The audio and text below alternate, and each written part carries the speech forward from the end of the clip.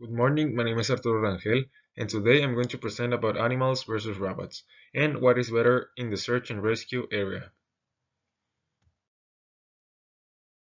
Animals used in search and rescue. We all know that dogs are the famous search and rescue animals, but also many others can help humans in this type of special operation. One of them is rats. Already saw their purpose in this type of mission. It's looking for landmines in a specific area. Humans can also search landmines, but a rat can do it 5 times faster and more efficiently. Also, I think other animals could help us in these operations. Cats, ravens, eagles, and monkeys are some of the animals that could be trained in the future. Robots used in rescue. Some of the robots used in this area are 1. UAVs, unmanned aerial vehicles. These drones can be used in an extensive area to search for some specific object or person, or only to collect information with a purpose. Number 2, UMV, unmanned maritime vehicles. These drones can be used as a type of tiny submarine and are very useful. And finally, 3, UGV, unmanned ground vehicle. Some of the prototypes of these vehicles are very similar to Wally, not with self-consciousness, but very similar. Now, advantages of animals. Some of the advantages of using animals in these operations are: number 1, are cheaper. Even though they have to be trained and being well eaten, they still are considerably cheaper than drones. Number 2, they can create a loyal relationship with their owner or trainer, and that can save them from a dangerous situation. Just to give an example, in a war, a soldier has a K9 unit and he's in danger. His dog can help him, even though he has not been trained for that specific situation just because of loyalty. And number 3, can be reproduced with ease. There are more animals than drones, so there are more units that can be trained faster. Now, disadvantages of animals. 1. Even though they can be trained, their survival instinct or fear can make them run away and compromise the mission. Now, 2. Sometimes animals can resist damage as robots or drones can do, because drones don't have pain as animals do, and they can have problems accomplishing their task. And number 3, they don't have many years of work. Some animals have way less life expectancy, so they can't work for too much time. Now, advantages of robots or drones. Now is the turn of robots, so what are the advantages of using drones in search and rescue tasks? 1. Can be assembled in a specific way to perform in an area that is difficult for animals or humans, like in a high temperature place, or go through areas with a limited space to go in. Number 2. We can control every move or action of the drone to perform the task most efficiently and avoid disobeying that can compromise the mission. And number 3. We can create the robots the way we want. We can eradicate almost every imperfection that an animal can have. Also experiment with it until reaching the final prototype.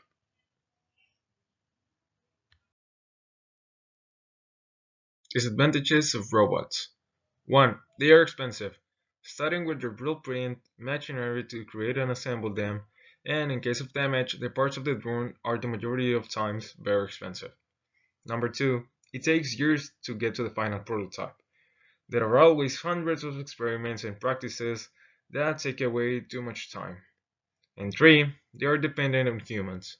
Except IA, they only function with humans controlling them. Frida, the 10-year-old yellow Labrador Retriever, is the definition of a good dog. She spent her life helping to rescue survivors around the world in the wake of natural disasters. And now she's finally trading in her protective gear for something else, a dog toy.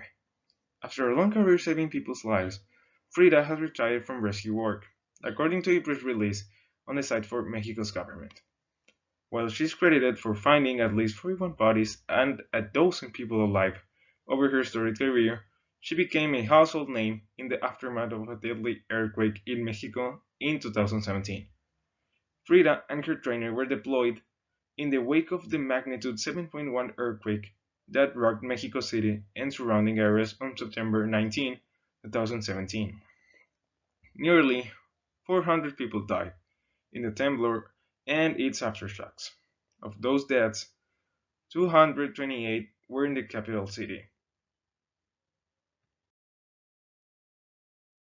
Robots in action. Shoebox-sized drones called packbots with tank-like tread on their wheels and shipping crane arms were asked for the first time to dig through the rubble of the World Trade Center alongside human counterparts. The robots' goals were to search for victims and assess the structural integrity of the debris by sending back rough images from hard-to-reach places, and they completed their task successfully. Packbots remain both useful emergency tools and hugely influential stepping stones in the history of rescue robots.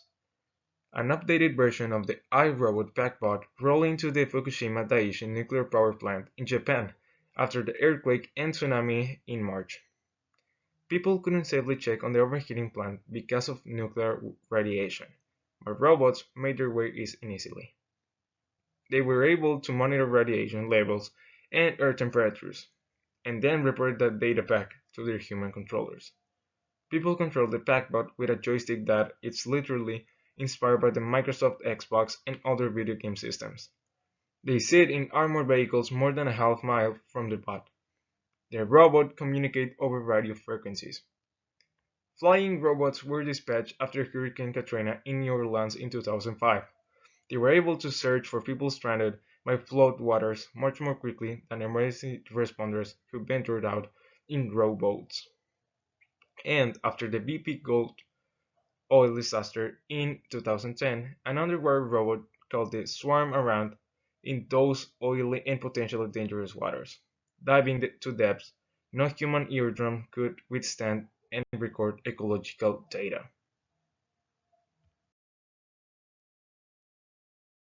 We have seen many prototypes of robots that are based on animals built. But why? Because animals' abilities are incredible. And some examples are 1.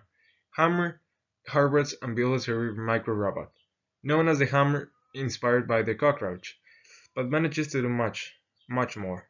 It can scuttle along the ground like any other cockroach, but it can also walk on the surface of the water. Hammer is a demonstration of how micro-robots can use the strange physics of the microscale. The robot is only about the size of a paperclip and weighs as much as two.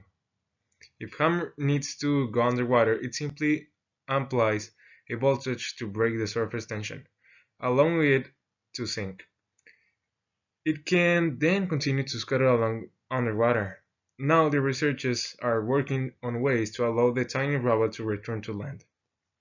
Number 2. StickyBot 3. The StickyBot developed by Stanford engineers is a robotics platform inspired by the household gecko and is in its third generation now. The StickyBot platform was developed to create a wall-climbing robot, one that could attach itself to any kind of surface, from wood to metal and glass. A surprising thing about the StickyBot shows how different parts of an animal come together to make it work. One might imagine that all the magic of a wall-climbing gecko is in the legs. This is not the case. The tail helps quite a bit too. It is the weight of the tail that pushes the legs to the walls, allowing the gecko and the sticky bot to maintain a grip. Without this tail, only the front two pads of the robot will be able to maintain its grip on the surface. Number 3. Batbot. Bats have among the most complex flying mechanisms in animals. Their wings can change shape during flight, with shoulders, legs, elbows, and wrists all moving at once. Translating such a complicated flight into a mechanical form was no easy task for a group of researchers at Caltech, but the payoff was worth it.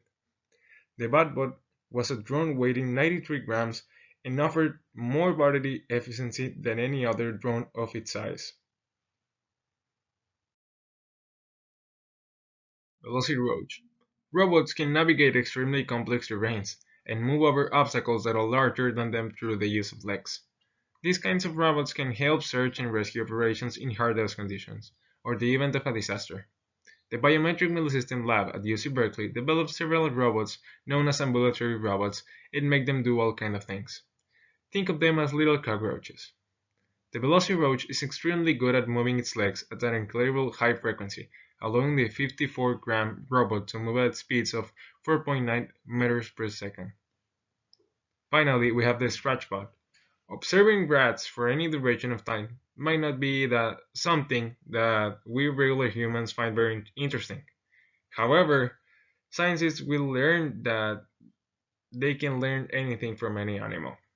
Researchers from the Bristol Robotics Laboratory translated this capability into a robot. They started by capturing high-speed videos of rats using their whiskers and tracking each whisker.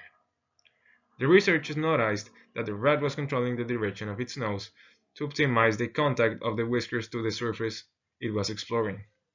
Then, the researchers developed whiskers out of plastic and started building the robot using 3D printers. Motors were used to move the whiskers, and the collected information was processed by chips on the robot itself. The robot can potentially be used for a wide range of applications, from exploring pipes filled with dirty fluid to inspect the quality of textiles.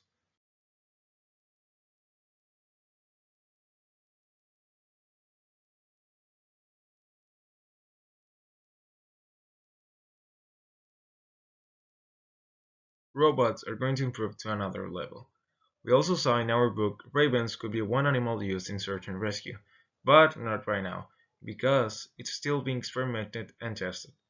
There's no doubt that with the technological advances our world has been living, robotic area is going to improve more than it has, and drones are going to become the primary option in almost every area of our life, and also in search and rescue.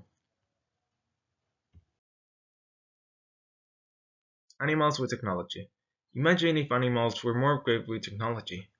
They would be way more efficient than they are right now. Imagine a dog with a special suit that protects him from heat. Imagine a raven with GPS and a tracking system of his sight to see what he's watching. Today, animals already use technology, but I think they could be more efficient than they already are.